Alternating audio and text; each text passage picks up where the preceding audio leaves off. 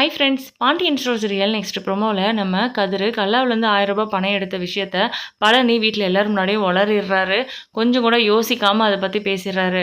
அப்போது பாண்டியனும் அங்கே இருந்திருக்காரு. அவர் தெரிஞ்சுக்கிறாரு. இப்போது அந்த 1000 ரூபாய் மட்டும்தானே இல்லை வேறு ஏதாவது அப்படின்னு. ஐயோ, அவன்லாம் வேறு பணத்தை எடுக்கல, அதுவும் மயிலுக்கு, அதாவது சரவணனுக்கு அனுப்புறதுக்கு பத்தலைங்கிறதுக்காக தான் அந்த பணத்தை எடுத்தான் அப்படின்னு சொல்கிறாங்க. என்னடா உளர்ற அப்படின்னு கேட்குறாங்க. அப்போது ஆமாம் அப்படின்ட்டு வேறு வழியில் இதுக்கு மேலே உண்மையை மறைச்சு என்ன பண்ணுறதுன்னு உண்மையை சொல்லிடுறாங்க. ஆனால் நம்ம பாண்டியனுக்கு இதில் நம்பிக்கையே இல்லை.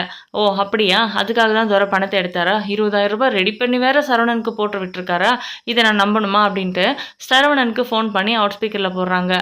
பாண்டியனுக்கு இந்த விஷயம் தெரியக்கூடாதுன்னு அவங்க மறைக்கிறதுனால அவங்க காலையிலேருந்து நடந்த விஷயம் எதையும் சொல்லாமல் நாங்கள் ரூமில் இருந்து இன்னைக்கு வெளியே போயிட்டு வந்துட்டு மறுபடியும் ரூமுக்கு வந்துட்டோம்ப்பா அப்படின்ற மாதிரிலாம் சொல்கிறாங்க.